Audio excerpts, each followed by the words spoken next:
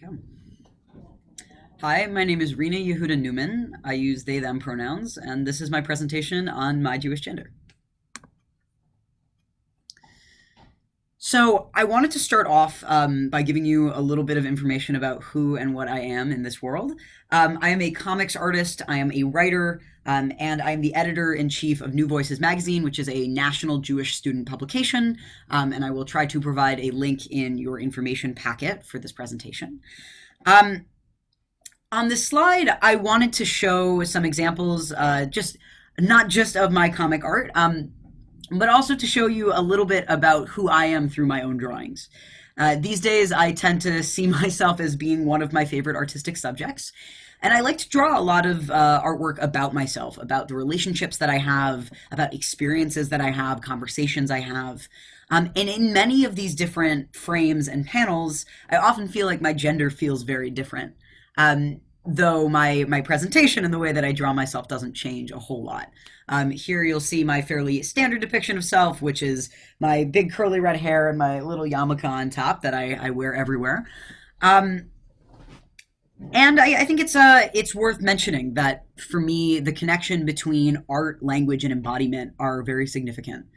That legibility and illegibility, I think, is a huge part of the experience of how we go about expressing our genders in the world. And for me, as a gender nonconforming person who moves from room to room, often uncertain of how people are going to gender me, will they see me as a young boy? Will they see me as a young man? Will they see me as an older woman? Will I be seen as a girl? It's uncertain. That language and art are ways that we can self-define and we can express who we are in ways that are legible and clear to other people. And folks who aren't necessarily trans or gender nonconforming may have experiences constantly of legibility. They can assume that how they will be read will be correctly in alignment with who they are. And for me, that's an assumption that I've never been able to make. So for me, through my drawing and through my artwork is a way that I get to self-define and get to have agency in the way that I am being seen in the world. So I want to talk a little bit about language and identity. As I said at the top of this presentation, my name is Rena Yehuda, and I use they, them pronouns, which has become fairly standard in the modern American trans scene, and also part of liberal institutions more broadly, which is quite a stroke of activism, that we introduce ourselves using pronouns. Pronouns are like names. They're the way that we refer to other people in order to best honor them. It's the way that people want to be called. It's also a way to self-define without necessarily having to tell your whole life story. I don't owe you an explanation to tell you that I identify as non-binary and transgender, and depending on where I am, sometimes transmasculine, though that's a word that I go back and forth with my relation on.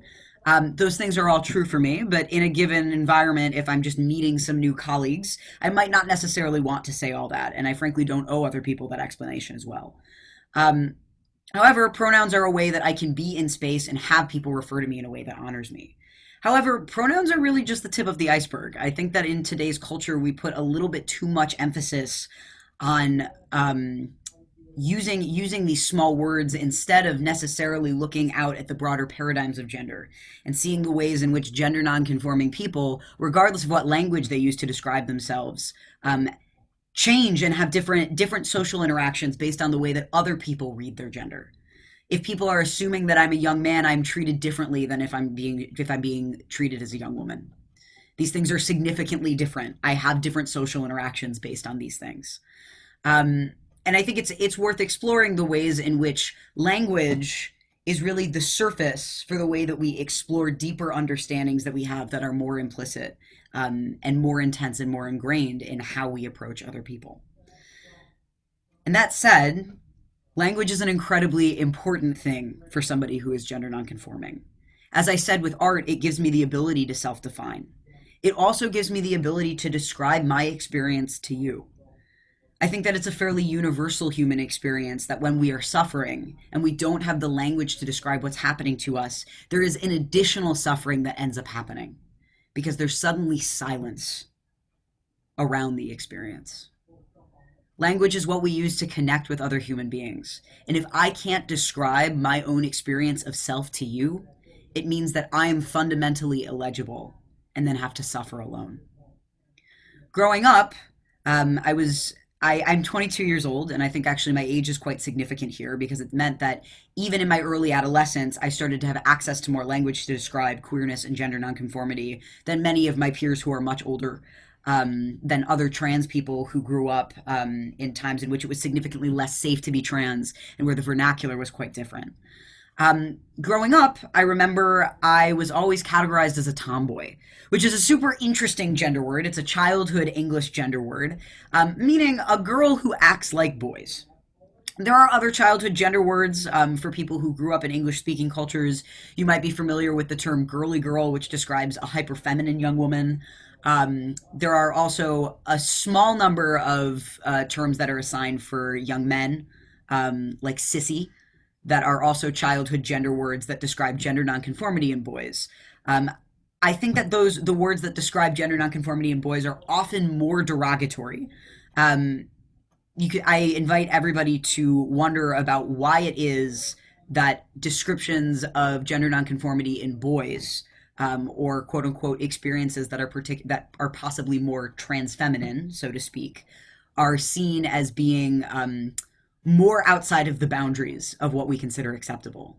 It was okay for me to be a tomboy, partially because the assumption was that I would grow out of that gender.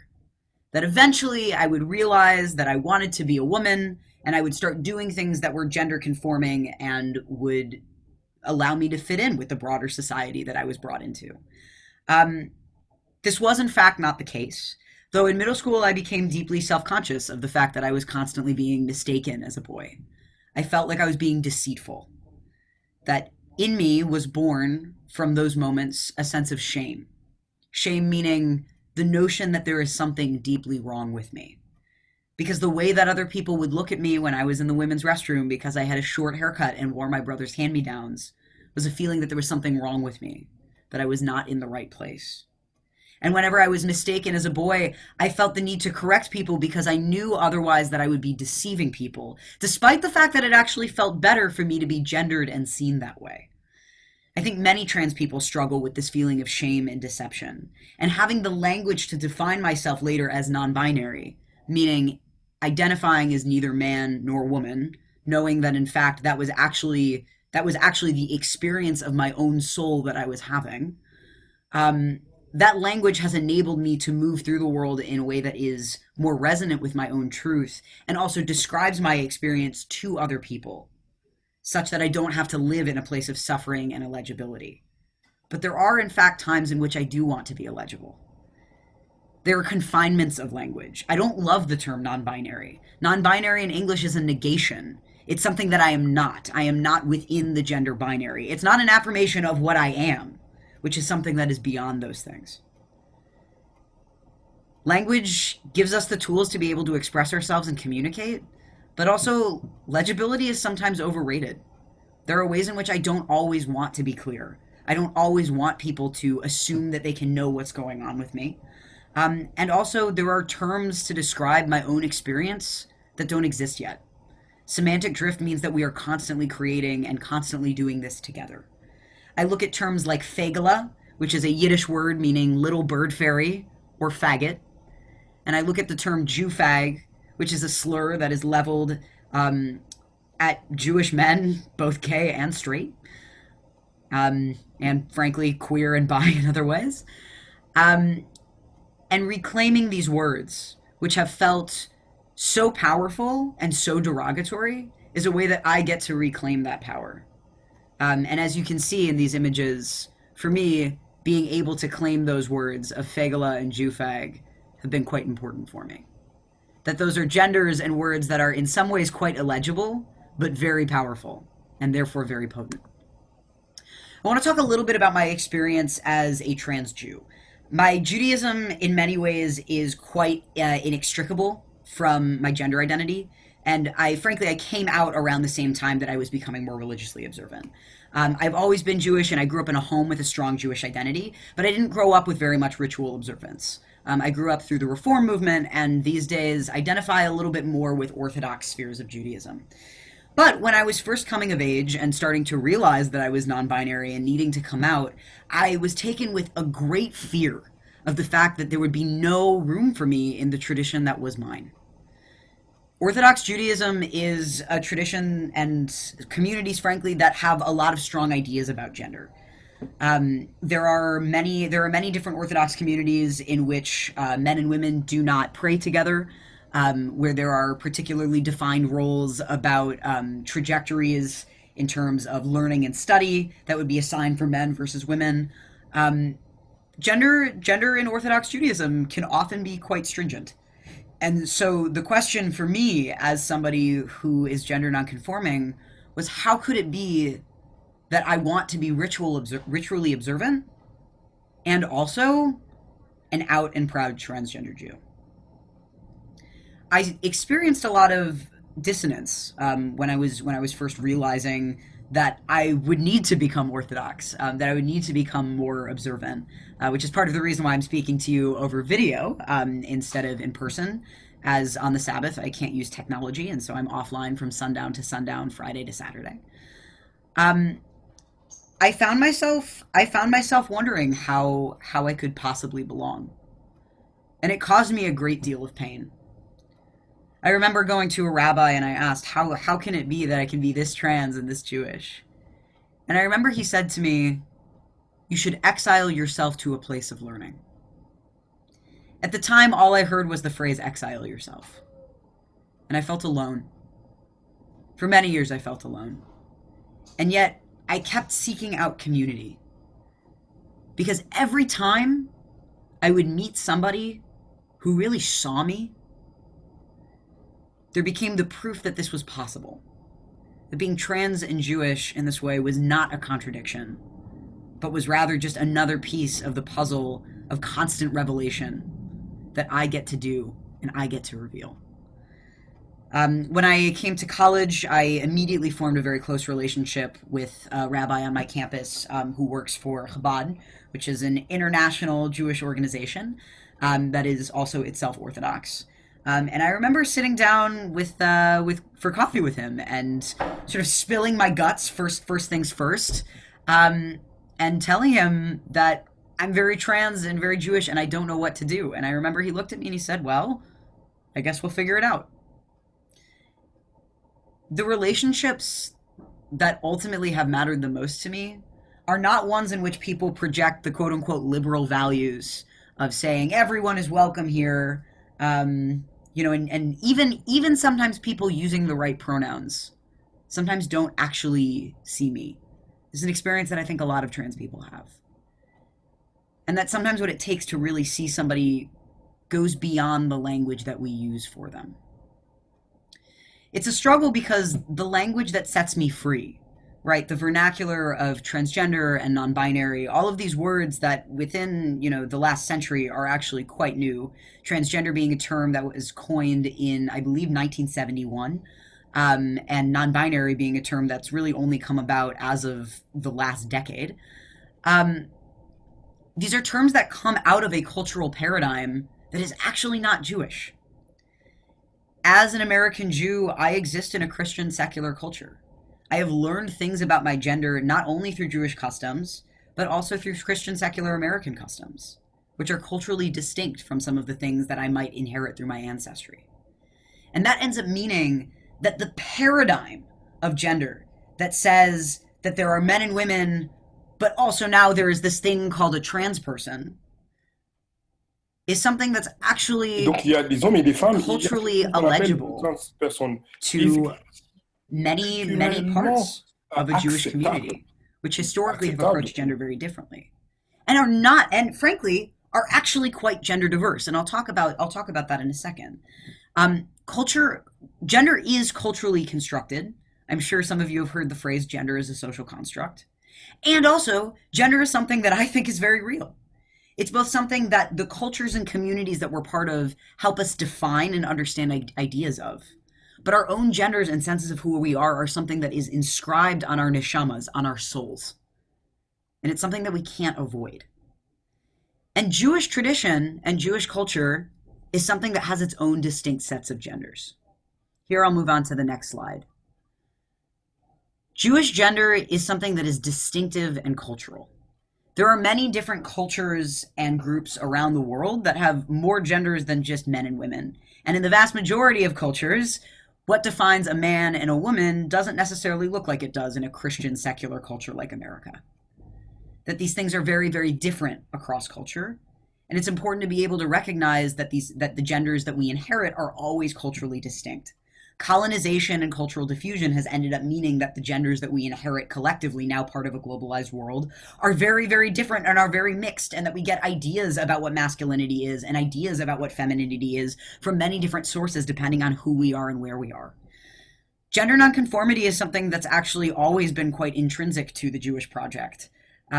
Historically, in Jewish thought, there have been many different modes of gender, whether that's gender expressions of masculinity and femininity, or actually in terms of our own book of rabbinic teachings, the Talmud. There's actually the definition of 6 Talmudic sexes, which at the time there wasn't the linguistic or conceptual understanding of a difference between gender and sex, and so the notion that there would actually be 6 different sex/genders instead of just 2 is something that surprises a lot of people. Histories of anti-Semitism also teach the ways in which Jews have historically been seen as gender nonconforming. Oftentimes, Jewish men are made fun of for being effeminate or pale from spending all day learning Torah, from studying holy books. Seeing Jewish men as weak is something that has historically been leveraged as a reason why Jews have been seen as outsiders. And conversely, Jewish femininities are seen as too aggressive or hirsute or dominant, in ways that are seen as culturally unacceptable in a Christian society. And so, in this way, the way that Jews historically have been outsiders is also coupled with a certain kind of gender depression. Jews are seen as gender nonconforming, and that's a reason why we've never been able to be part of the mainstream. And so now, when I look at revealing the Torah, the teachings of Jewish gender, as a gender nonconforming Jew, I get to experience the fullness of that legacy. And it means that my Jewish gender looks different from other things. It makes my gender distinctly beautiful. And I think it's important to say that also our joy is resistance. That for those of us who know that because of our statuses as gender nonconforming people, as religious minorities, as racial minorities, etc., that there are fascistic forces out there, and we are living in a time of growing global fascism, that there are people out there who would rather we don't exist, that for us to live our full truths and to be the people who we need to be is actually itself a form of resistance. I went to a Purim party, which is a party for a particular Jewish holiday, in which we dance and we celebrate the fact that we weren't genocided thousands of years ago. I remember dancing with somebody who I had just met and saying, how fucking mad would the Nazis be if they saw this?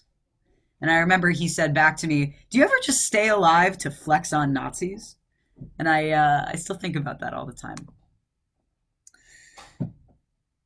Because Judaism is a tradition with a lot of gender, it also ends up meaning that those genders are imbued with spiritual significance.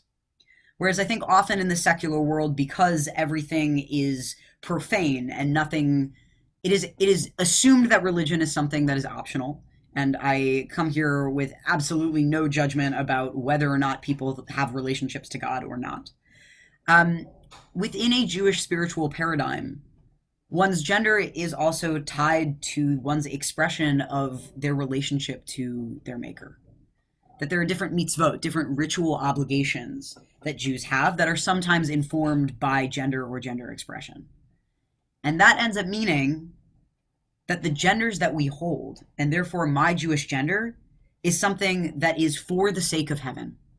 Is something that actually, instead of separating me from other human beings and making me feel more distant, actually is deeply connective. That gender is a project that we're doing together. It's not something that I get to just say and define for myself, but is rather a project that I'm constantly working on with other human beings. Gender is social. Gender connects us. And in this regard, as gender in a Jewish context has to do with our ritual obligations, Gender is also something that I know connects me to my maker and is part of my experience of spirituality and religion. Is that who I am and what I am as a transgender and non-binary person is actually part of my relationship to God and part of my relationship to my community. My gender is full of light and color. My name, Rena Yehuda, means Jewish joy. Rena was the name that I was given from birth. Yehuda was the name that I was given after I came out, also by my parents.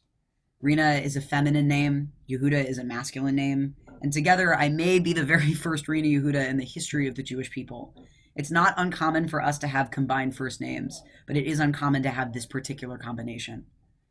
And with that, I know that I am part of a tradition that has always had room for me, even if I am innovating at this very moment. And so I want to close on a quote from the Talmud, which is a rabbinic commentary, an ancient Jewish book, describing a rabbi who, it was known, was one of the greatest sages of all times and also didn't have a beard. And here is a description of the physical beauty of one Rabbi Yochanan. It reads, "One who wishes to see the beauty of Rabbi Yochanan should bring a new, shiny silver goblet from the smithy and fill it with red pomegranate seeds, and place roses upon the lip of the goblet and position it between the sunlight and the shade. That radiance is Rabbi Yochanan's beauty." And with that, I look at a model for my own Jewish gender and for my own Jewish beauty. And I see this is a tradition that has always had a place for me, that I feel lucky to inherit the distinctness of these Jewish cultural genders. And I know that my own gender is sweet and full of redemption. And so as I close here, knowing that I'm talking to this incredible crowd of amazing translators, I hope that this message can be taken across cultures and across places. May we all have the courage and strength to be able to live our own truths, to be able to see the ways in which our own genders are not only a place for us to connect with other human beings and that which is divine, but to also bring more revelation into the world, for us to reveal more light and sweetness through being able to live fully through who we are in accordance with all of our truths, whether they be gendered, whether they be religious, whether they be personal, whether they be communal. I wish that everybody is able to go on your own gendered journey, regardless of if you identify as cisgender or transgender, that together, this is how we build a bigger world and a better world, is by being able to reveal that internal light. Thank you so much for your time.